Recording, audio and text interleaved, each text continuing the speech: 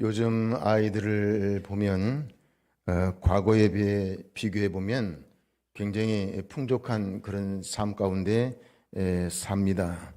그런데 이상한 것은 요즘 아이들은 모든 면에서 풍족하고 또 모든 것이 부족함이 없는 것 같은데 약하고 또 불안하고 안정감도 부족하고 미래지향적이지 못한 부분이 많습니다. 실제로 인내할 줄 모르고 남을 생각하고 배려하는 것이 부족해서 더불어 사는 그러한 모습이 부족하다. 많은 부모들이 걱정을 합니다. 제가 엊그제 뉴스를 보는데 우리나라의 외톨이 은둔형 청소년이 65만이라고 그럽니다. 우리나라 전체 인구가 65만이라. 그러면 굉장히 많은 숫자인데 이 많은 젊은 사람들이 집에서 방에서 안 나온다는 거예요. 방 안에서 그냥 끓여 먹고 거기서 나오질 않는데 하여튼 그 젊은 청년들이 그 부모가 얼마나 속이 터지고 애가 타겠어요. 나이가 그 정도가 되면 활발하게 움직이고 자기 할 일을 해야 되는데 방에서 안 나오는 거예요. 씻지도 않고 방에서 그냥 뒹굴고 거기서 음식 갖다가 주면 먹고 그리고 시간을 이제 보내는 거죠. 그게 65만 명이라고 하는 제가 깜짝 놀랐습니다. 그렇게나 많은 젊은이들이 방에서 안 나온다. 이건 굉장히 심각한 이야기가 되는 겁니다. 그러다 보니까 아이들도 여유가 없고 어른들도 여유가 없는 것 같습니다. 행복이 자꾸 멀어져 가는 것처럼 그렇게 보입니다. 그래서 이 시간에는 가정이라고 하는 근본적인 문제를 하나님 말씀에 입각해서 살펴보면서 답을 구하려고 합니다. 그래서 작은 아이도 한 생명을 가진 인격체이기 때문에요. 하나님 말씀은 어른이고 애고 다 같습니다. 그러니까는 우리가 생각할 때는 어린 아이들은 말씀을 들을 때 잘 못 들을 거야 이렇게 생각하지만 전혀 그렇지 않습니다. 이거는 생명의 양식이기 때문에요. 애고 어른이고 말씀을 들을 수 있는 귀는 다 있고 성령이 조명하시고 인도하시기 때문에 꼭 필요한 생명의 말씀으로 말씀이 일하게 되어 있습니다. 그렇기 때문에 어린아이도 말씀 앞에는 똑같습니다. 애고 어른이고 편견 가질 거 아무것도 없습니다. 유치부 아이도 유치부 수준의 은혜를 받을 거고 또 중등부는 중등부 수준의 은혜를 받을 겁니다. 또 어른들은 마찬가지로 그 수준의 은혜를 받을 거고요. 그러니까 오늘도 하나님의 말씀에 귀를 기울이되 성령의 인도하심을 따라 은혜를 구할 수 있게 되기를 바랍니다. 가정의 행복의 조건에 대해서 말하면요, 사람들마다 다 이야기가 달라요. 전부 다 각양각색인데 돈이 우선이다 이렇게 말하는 사람들 있어요. 돈이 있어야 가정 행복하지 이렇게 생각하고 사는 사람이죠. 또 건강이 우선이야. 건강하지 않은데 뭔 행복이 있어. 그게 건강이 제일 우선이다 이렇게 생각하는 사람도 있습니다. 좋은 직장이나 사업터가 우선이라고 말하는 사람들도 있습니다. 적당한 자녀가 있어야 되고 그리고 적당한 명예와 권세가 있어야 존경받는 삶의 위치에 있어야 그래 행복한 가정이 될 수 있다 이렇게 생각하는 사람들도 많습니다. 그런데 오늘 봉독한 본문의 말씀 1절에 보니까 복된 가정의 조건 첫 번째가 뭐냐면 여호와를 경외하는 거랍니다. 여호와를 경외하고 그의 길을 걷는 자마다 복이 있도다. 보통 사람들이 생각하는 복의 조건과는 완전히 다른 이야기를 성경이 하고 있습니다. 돈보다 건강보다 직장이나 사업 조건보다 자녀보다 명예나 권세보다 더 필요하고 중요한 복이 뭐냐? 조건이 뭐냐? 여호와를 경외하고 그분의 길을 걷는 것이라 그랬습니다. 인간의 생사복을 주관하시는 하나님께서 가정을 지켜주시고 인도해 주시고 구원과 축복을 보장해 주셔야 그 가정이 최고의 행복을 누리는 복된 가정이 될 수 있다는 겁니다. 복되고 행복한 가정은 세상 조건 다 갖춤으로 만들어지는 것이 아닙니다. 대리석으로 된 방바닥과 금으로 도배한 그런 담벼락 그것이 행복의 조건은 되지 않습니다. 대저택이 행복의 조건이 되지 않습니다. 최고급 가재도구를 산처럼 쌓아놓고 사는 사람들, 부러움을 받으며 사는 사람들, 그렇게 산다고 해서 복 있는 가정이 되는 것은 결코 아닙니다. 가정에는 사랑이 있어야 되죠. 근데 그 사랑은 사랑의 근원은 하나님이십니다. 그러니까는 하나님이 사랑이고 사랑이 하나님인 겁니다. 그 사랑은 그 시작이 하나님이십니다. 그러니까 하나님을 경외하는 자는 당연히 사랑으로 살게 돼 있습니다. 사랑을 가진 자, 사랑이신 하나님을 섬기는 그러한 사람이야말로 가장 중요한 사랑을 가진 사람으로 가정의 행복한 가정이 되는데 절대적인 조건을 만들 수 있는 사람이 되는 겁니다. 가정에는 가족 간에 서로 용서하고 그리고 관용을 베풀 수 있는 마음과 행위가 있어야 됩니다. 가족 간에 화목을 이루고 또 서로가 부족하고 모자라는 부분을 이해하고 채워주면서 믿음으로 기도하고 하나님 말씀에 순종함으로 믿음으로 사는 그런 가정이 되어야 하는데 이것들을 가능케 하고 온전케 하는 것이 하나님의 사랑입니다. 이 사랑이 없으면 다 불가한 이야기입니다. 어떤 악조건 속에서도 열악한 환경 속에서도 낙심하고 좌절하지 않고 믿음으로 극복해 나가면서 오늘 실망스러운 일보다 내일 소망스러운 그런 날을 바라보면서 먹고 사는 문제로 범죄하지 아니하고 성실하게 살고자 애쓰는 가정이 행복한 가정입니다. 복된 가정의 기본은 사랑입니다. 사랑이신 하나님을 경외하고 그 사랑 안에 사는 가정이 복된 가정입니다. 이 가족들이 서로 자기 몫의 사랑의 십자가를 지고 그리고 헌신하는 주님의 십자가를 생각하고 하나님 말씀을 서로 실천하려고 하는 그런 가정. 하나님 앞에 가족들 간의 피차 부끄러움이 없도록 자신들에게 주어진 책임과 의무를 성실하게 감당하는 삶이 있어야 이 모든 일들이 복된 가정을 만드는데 기본 필수가 뭐냐면 사랑입니다.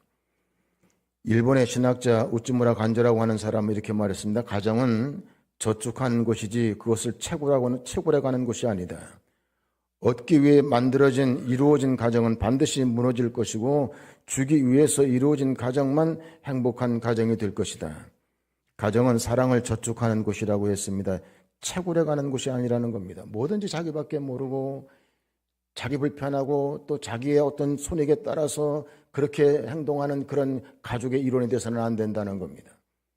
가정에 와서 무조건 사랑을 관리하고 채굴하는, 자기도 사랑을 줄 줄 알아야 되는데 사랑을 받기만 하려고 하는 사람이 돼서는 안 된다는 겁니다. 그래서 부모를 생각할 때 내가 부모 앞에 어떤 사람이 될 건가, 또 어떤 것을 부모에게 해드림으로 부모를 기쁘게 할까, 이런 생각은 1도 없고 부모가 돼가지고 자식한테 이런 거 저런 것도 해주지 못하고 그게 뭔 부모냐, 부모가 능력도 없어가지고 이러고 부모를 원망하는 자식이라고 그러면요, 그게 여러분 가정입니까? 지옥이지? 또 부모는 또 마찬가지 반대로 자식을 볼 때 큰 기대를 합니다. 얘가 나중에 커서 큰 일을 하게 만들고 큰 능력 있는 사람이 되게 만들어야지. 그런데 그거를 잘 못해요. 근데 우리 큰 손녀가 그래, 주원이가 그래, 수학이 어렵대요. 그래서 수학은 어려운 거야. 근데 그 재미를 붙여야 된다. 그랬더니 할아버지 재미없어요. 그래. 그래, 그렇겠지. 수학이 재미있는 사람은 그건 제정신이 아니지. 그건 정상이 아니란다. 수학이 재미있는 건. 근데 그래도 재미를 붙여야 돼. 그래야 수학을 하지. 너처럼 어려워요 이러면 이건 수학용 못한다. 그랬더니 뭐 이해를 하는지 어떤지 모르겠는데 얼마나 힘들겠어요, 이거 수학을 하는데. 근데 여러분, 아이들 중에 수학을 잘하는 애도 있고 수학을 못하는 아이도 있습니다. 수학 못한다고 인생 그러지 않습니다. 근데 부모들은 그래, 얘는 수학을 못하는 거 보니 인생이 글렀구나, 이렇게 생각을 한다고요. 그래서 자기가 기대했던 만큼 하지 못하면 못 미치는 그런 자녀를, 부모에게 실망을 안겨주는 그런 자녀로 접어버립니다. 이런 가정도 지옥 같은 가정이 될 겁니다. 여러분, 수학을 못하면 다른 걸 또 잘하는 게 있지 않습니까? 그러면 됐지. 그걸 뭘 다 잘해야 돼? 그런데 그런단 말이에요. 그러니까 부모도 자식을 볼 때 아유, 저걸 왜 내가 낳았나, 이런 생각을 한단 말이에요. 왜? 부모의 양이 안 찬다고 그러는 거예요. 그래서는 안 되는 거죠. 가정에는 사랑이 있어야 되고 그 사랑의 근원이 되시는 하나님이 계셔야 된다고 성경은 말씀하고 있습니다. 아직 죄인 되었을 때에 우리를 구원하시려고 하나밖에 없는 생명을 십자가에 내어주신 사랑이 바로 하나님의 사랑입니다. 이 같은 십자가 사랑으로 충만한 가정이 복된 가정입니다. 상대방을 배려할 줄 알아야 돼요, 여러분. 그 배려할 줄 모르고 자기밖에 모르는 사람이 되면 안 됩니다. 여러분, 하나님의 사랑을 가진 자가 왜 행복합니까? 배려할 줄 알고 베풀 줄 알기 때문에 그렇습니다. 그런 의미에서 가정이 행복해지려면 온 가족이 다 그래야 되지만 특별히 가장들이 하나님 중심의 말씀을 가지고 가정을 잘 이끌어갈 수 있어야 됩니다. 우리는 아브라함이라고 하는 믿음의 조상을 잘 아는데 아브라함은 믿음의 가장으로서 자신의 가정을 잘 이끌어 나갔는데 언제나 사랑이신 하나님 중심으로 이끌어 갔습니다. 언제든지 하나님 앞에서라고 하는 의식을 가지고 살았습니다. 자식들이 다 보고 있습니다, 여러분. 그러면 그 가장이 아브라함이 어떻게 살았냐? 하나님 앞에서 그런 믿음으로 살았습니다. 그는 하나님을 두려워할 줄 알았습니다. 하나님을 경외하는 믿음을 가졌습니다. 아브라함은 자신의 가정을 이끌고 갈 때 언제나 어디를 가든지 환경과 여건과 관계없이 항상 하나님을 예배하는 예배 중심으로 살았습니다. 얘들아, 여보, 우리는 하나님을 예배하는 자요 하나님의 자녀라. 이렇게 어려운 환경 속에 이사를 오고 이주를 하고 어려운 일들이 많지만 우리가 해야 될 첫 번째 일은 하나님께 드리는 예배야. 이런 거죠. 이건 한 가정의 영적 본의가 확실하게 서 있는 겁니다. 죽었다 깨도 하나님을 경외하는 신앙 없이는 안 된다 하는 그런 기본을 가지고 가장이 그 가정을 이끌어가는 겁니다. 이것도 아니고 저것도 아니고 여러분 그러면 안 됩니다.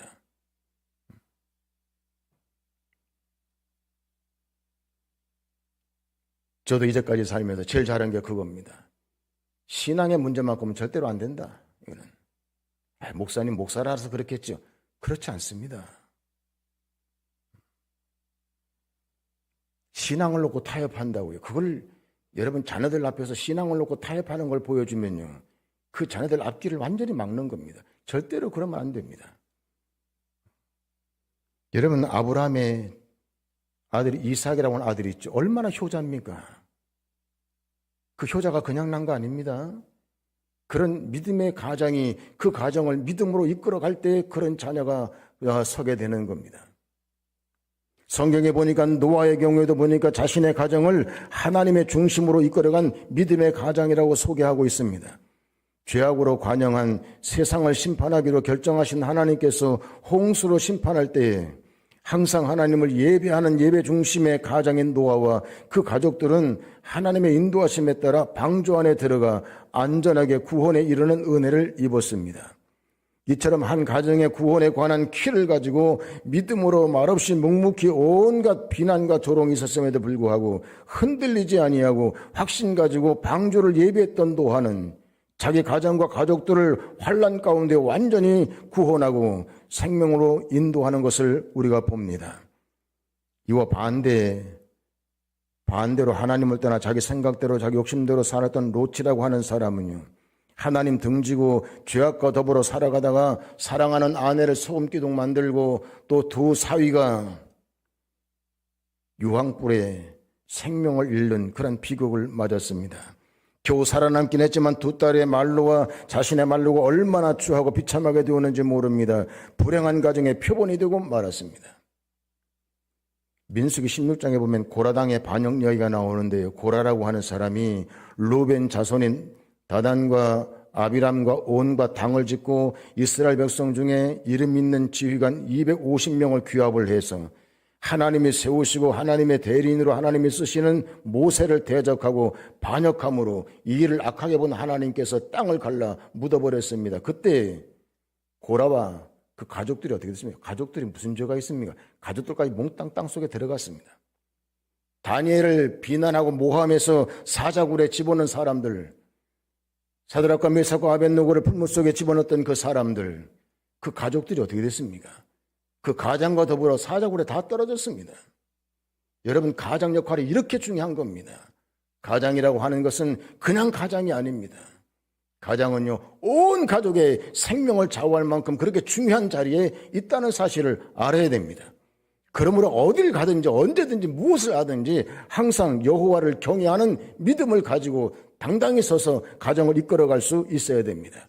뭐 세상적으로 출세하고 그런 게 중요한가? 그렇지 않습니다. 그런 것들이 생명에서 납니까? 그런 거 아닙니다.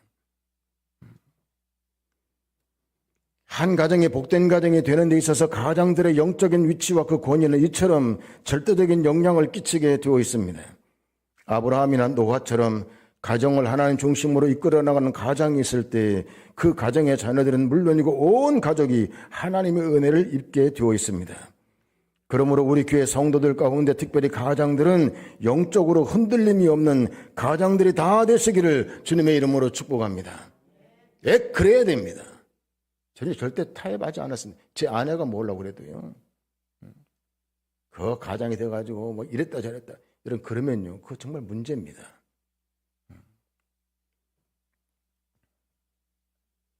오늘 본문 3절에 보니까 또 이렇게 말씀했습니다. 내 집 안방에 있는 내 아내는 결실한 포도나무 같으며 행복한 가정에는 좋은 아내 역할이 있어야 된다는 말씀입니다. 결실한 포도나무 같은 여인이라고 하는 뜻은 일하고 노력하는 신실한 여인이라고 하는 뜻입니다. 수고를 하되 복을 받을 만한 수고를 할 줄 아는 여인이라고 하는 뜻입니다. 가정의 주부이자 아내이며 어머니가 된 여인이 아무런 할 일도 없이 빈둥거릴 뿐만 아니라 쓸데없는 세상 일에만 바쁘고 때문에 세상 나들이가 잦아진다면 어떻게 되겠습니까? 이런 여인이 기도하는 일에 힘쓰고 하나님을 예배하는 일에 힘쓰겠습니까? 그럴 리가 없죠. 사랑의 근원이 되시는 하나님 중심의 생활에서 벗어나게 되고 가정의 행복은 고사하고 화를 자초하게 될 것입니다. 모세는 이스라엘의 건국자로 위대한 정치가이자 백성들에게는 어버이 같은 영적 지도자였습니다. 모세가 이렇게 훌륭한 지도자가 될 수 있었던 것은 모세 자신의 됨됨이도 됨됨이지만 요게벳이라고 하는 그의 어머니가 계셨기 때문에 그게 가능했습니다. 그 어머니 역할, 요게벳이라고 하는 이 여인은 자기 아들을 낳고도 그 시대의 그 어려운 문제 때문에 아들이라고 말도 못하고 유모가 돼서 유모의 입장에서 그 아들을 젖먹여 기른 사람 여인입니다. 그런 열악한 그렇게 낙심하고 좌절할 수밖에 없는 그런 환경 속에서 모세에게 젖을 먹으며 하나님으로부터 택함받은 선민이라고 하는 사실과 또 신앙교육을 철저하게 시켰습니다. 그 어머니 요게벳이 없었으면 모세가 있었을까? 여러분 불가능할 겁니다. 그 요게벳이라는 어머니가 있었기 때문에 모세가 있습니다. 청년 목회자로 경건하고 진실하고 충성스럽기로 유명한 디모데 같은 목사님, 여러분 그도 성경에 보니까 그의 외할머니와 어머니가 기도와 말씀으로 양육했다고 기록하고 있습니다. 그의 외할머니와 그 어머니가 기도해서 양육했답니다. 그 아버지 이름은 나오지도 않아요. 그런데요, 그런 훌륭한 목회자로 섰답니다. 누구 때문에요? 그 외할머니와 또 그 어머니 때문에 그렇답니다. 여러분, 기도라고 하는 가장 귀한 사명을 바로 감당할 수 있는 어머니가 있는 가정은 복이 있는 가정입니다. 어떤 이는 기도한다고 또 막 야단이야. 저 옆에 있는 맨날 가서 기도만 한다고 날 뭐야 저거 이러고 불평하는 그런 모자란 사람도 있습니다. 여러분, 너무 몰라도 어떻게 그렇게 모를 수 있습니까? 기도하는 어머니가 있으면 그 가정이 온전할까요? 모두가 다 감사해야 됩니다. 기도하는 어머니가 있기 때문에 오늘 우리 가정이 있다는 사실도 아셔야 됩니다. 그냥 있는 거 아닙니다.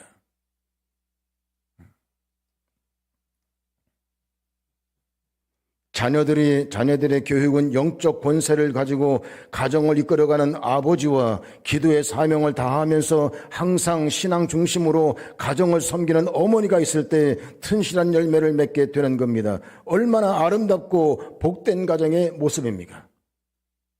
이제 애들이 이제 사춘기를 겪는데 이러고 보니까 우리 손녀가 지금 사춘기 온 것 같은데 큰 손녀가 그게 굉장히 상냥하고 생전 울지도 않고 때도 한번 써본 적도 없고 이제 그런데 요즘은요 뚱 해가지고 들어와요. 그래서 얘가 왜 이러나. 지 할머니한테 와서도 인사도 잘 안 하고 막 그래. 그래서 내가 그러지 속으로 네 맘이 아니겠지. 우리 손녀 마음 같으면 절대로 그러지 않을 텐데 지금요 엄청난 것들이 갑자기 들어오니까 아이한테 그게 아마 좀 감당하기가 뻐거운가 봐요. 여러 가지 유치원이나 다니면 그럴 때는 잘 몰랐는데 그냥 이제 또 초등학교에 딱 들어가시니까 또 이제 미국 다니는 가방도 달라지고 하여튼 모든 환경이 싹 다 달라지니까 그게 좀 이렇게 뻐거운 것 같아. 내가 보니까 얘가 그게 좀 뻐거운가 보구나. 그래서 자기도 예측하지 못한 행동들을 하는 걸 제가 이렇게 보고 얘가 이제 드디어 사춘기가 됐는가 보다. 엊그저께는요 말도 안 하고 어디로 없어져가지고 아주 제가 찾아가지고 얼마나 웃기느냐면 한번 보세요. 가방을 벗어가지고 지 아버지 차에다가 넣어놓고 가방을 이제 학원을 가야 되는데 학원도 안 간 거예요. 1학년입니다. 1학년. 근데 보니까 차 안에 있던 자전거가 없어졌어. 나중에 확인해 보니까 그걸 타고 자기 집까지 간 거예요. 자전거 타고. 그래서 너 이렇게 하면 안 된다. 너 이거 이야기하고 어딜 가야지. 또 만약에 그래서 어디가 누가 우리 주은이를 잡아가면 세상에서 제일 슬퍼할 사람이 누구야? 할아버지. 맞아. 할아버지가 제일 슬퍼하지. 너 그러면 안 돼. 그리고 어딜 가면 꼭 이야기하고 가야지. 그렇게 하면 할아버지가 얼마나 슬프겠니? 너 어디 가서 다치고 그러면 할아버지는 너 없으면 못 살지. 제가 이제 그랬더니 하고선 미안해요. 그런데 지 마음대로 안 되나 봐요. 여러분, 한 가정의 믿음의 가정은 너무 중요한 것이고 기도하는 어머니가 자리하는 건 너무 중요한 겁니다. 이것이 없이 어떻게 여러분 온전한 자녀가 양육될까요? 변화무쌍한 그 성장기에 어떻게 그 아이의 미래를 여러분 열 수 있습니까? 세상적인 방법으로 불가합니다. 여러분 은둔형 청년이 65만이라는 제가 기절초풍했습니다. 어떻게 그렇게 많은 젊은이들이 방 속에서 나오지 않고 그렇게 폐인처럼 살 수 있을까? 그 왜 이렇게 된 겁니까, 여러분?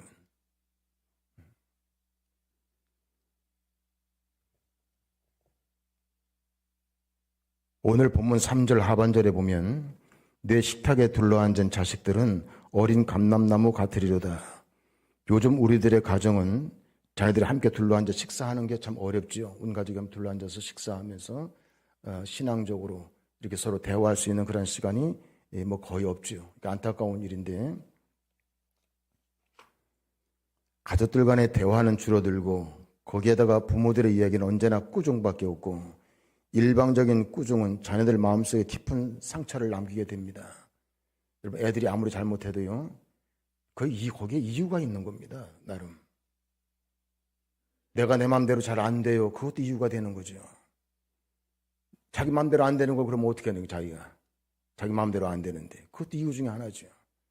근데 부모들은 이제 부모 입장에서 보니까 나는 네 때 안 그랬다 이러면서 그냥 막 비난하고 꾸중하고 이제 막 그게 전부 다잖아요.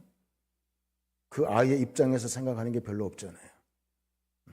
그러니까 아이들 마음에 상처를 남기게 됩니다. 여러분 돈 버는 일 중요해요. 또 생활 위해서 하는 직장 생활, 취미 생활 다 중요해요. 그러나 이 모든 일들은 복 있는 가정을 위해 필요하고 중요한 일이지 가정의 행복까지 채굴해 가면서 그런 거 하면 안 돼요. 취미 생활도 웬만큼 하세요, 여러분. 취미 생활도 자기 좋다고 취미 생활을 한다고 가정 등한시하고 이거 굉장히 잘못됐습니다. 그러시면 안 됩니다. 우리 성도들은 그리스도 안에서 성실하고 근면하고 진실하게 사랑과 평화를 실천함으로 뜨겁게 하나가 되어서 서로 돕고 사랑하고 격려하며 사는 가정들을 이뤄나가게 되기를 주님의 이름으로 축복합니다. 성도들의 가정은 세상 가정과 좀 달라야 됩니다. 여호와를 경외하고 그의 길을 걷는 가족들, 하나가 된 사랑의 공동체가 되어야 하나님이 복 주시는 가정이 됩니다. 복 있는 가정의 3대 조건을 들면 첫째로 부모님들의 삶의 태도가 신앙적이어야 된다 하는 겁니다. 부모들은 꼭 신앙의 본을 보여주시길 바랍니다. 그래서 신앙의 유산을 물려주시기 바랍니다. 돈 그거 별거 아닙니다. 돈 물려줘봤자 그거 돈 많이 물려받아 잘된 자식들 제가 볼 때는 거의 없습니다. 신앙을 유산으로 물려줘야 됩니다. 그래서 올바른 신앙 인격, 영육간의 인격을 갖추고 자기 앞을 개척하고 미래를 열어가는 그런 자녀가 되게 해야지 그거 없으면 안 됩니다. 두 번째, 가정의 분위기가 하나님 중심 쪽으로 가야 된다는 겁니다. 가정 분위기 자체가. 그리고 세 번째, 자녀들이 성장하면서 예수님을 닮아가도록 신앙으로 교육하고 양육해야 한다는 겁니다. 부모님들이 하나님 중심으로 모시고 살아가는 모습을 자녀에게 보여주고 말씀에 순종하는 모습을 보여주고 예수님 십자가 사랑을 보여주고 사는 것보다 더 큰 교육은 없습니다. 우리 아이들이 부모님의 신앙을 배우게 될 겁니다. 부모님들의 겸손하고 성실한 모습과 범사에 감사하며 사는 모습을 보고 본받아 그 부모를 따르게 될 것입니다. 이런 가정이 될 때에 우리의 가정은 작은 천국이 될 겁니다. 그 부모의 영향이 굉장히 크죠. 제가 어렸을 때, 아주 어렸을 때죠. 저희 아버지가 도박을 좀 이렇게 하셨는데 어머니가 그것 때문에 속이 많이 썩었어요. 근데 나중에 어느 날이었는데 아버지가 돈을 한 뭉텅이를 가져왔어요. 그래가지고 이제 돈을 땄나 봐요. 투자판에서. 그걸 어머니에게 갖다 주는데 초저녁 때 이제 아궁이 불을 떼고 계셨는데 세상에 그 돈을 아궁이다 쓱 집어넣었어요. 불 때는 아궁이다가. 아버지가 눈이 막 완전 돌아갔어요. 아버지가. 이런 미친 막 이러면서 막 펄펄 뛰고 난리가 뛰나 마나 불 속에 들어간다 어떡할 거야. 이제 다 타는 거지. 돈이 불 속에서 홀 돈이 타는 거예요. 이런 돈 필요 없어요. 딱 그러는 거예요. 그러면서 저한테도 그때 어릴 적에 제가 잊어버리질 않아요. 제 이름을 부르면서 이런 돈은 아무리 많아도 소용없다. 이런 돈 가지고 살면 안 된다. 딱 그랬어요. 그 어릴 적 그 어머니가 보여준 그 지금도 잊혀지지 않아요. 부모가 보여주는 그 교육은 너무 중요한 거예요. 신앙적으로 본이 되는 것 얼마나 중요해요. 부모가 신앙적으로 하나 본도 안 되면서 자식들에게 잘하라. 말도 안 되는 거죠. 여러분 어떻게 그렇게 될 수 있습니까? 부모의 신앙의 본은 자식의 미래를 만들어가는데 아주 중요한 역할을 하게 됩니다. 우리 오병이교회 속해 있는 아버지들 하나님 말씀에 순종하고 책임감 있게 주어진 일에 최선을 다하는 아버지와 남편들이 되시기를 바랍니다. 혈기와 자존심, 이기적인 생각으로가 아니라 하나님께로부터 받은 영적 권세를 가지고 가정을 잘 이끌어 나가는 가장이 되어야 됩니다. 가장은요, 죽어도 가족을 끌어안고 죽을 생각을 해야 됩니다. 힘들다고 손나버리 그런 가장이 되면 안 됩니다. 그리고 어머니 된 성도들은 집안에서 포도송이처럼 가정을 연글게 하는 아내요 어머니들이 되시기를 바랍니다. 그리고 여러분들의 자식들은 식탁에 둘러앉아 영육간의 건강한 모습으로 사랑을 먹어가며 건강하게 성장하는 복이 있게 되기를 바랍니다. 이것이 행복한 가정의 원리입니다. 이 복이 여러분 모두에게 있게 되기를 주님의 이름으로 축복합니다. 기도하겠습니다. 하나님 은혜를 감사합니다. 우리에게 귀한 가정을 주셨습니다. 가정은 천국의 모형이라고 하는데 오늘 가정을 지옥 같은 가정으로 만드는 경우가 얼마나 많은지 하나님 이 귀한 시간 돌아보며 믿음의 가장이 되고 기도하는 어머니가 되고 둘러앉아 사랑을 먹고 마시는 자녀들의 식탁을 우리가 생각하면서 하나님의 은혜와 능력을 구합니다. 주여 세상이 아무리 각박하고 어렵게 돌아가도 우리 가정들이 행복한 가정들이 되게 하시고 여호와를 경외하는 가정으로서 우리 자녀들의 미래를 하나님 은혜 가운데 힘있게 열어갈 수 있도록 은총을 베풀어 주옵소서. 예수님의 이름으로 기도하옵나이다. 아멘.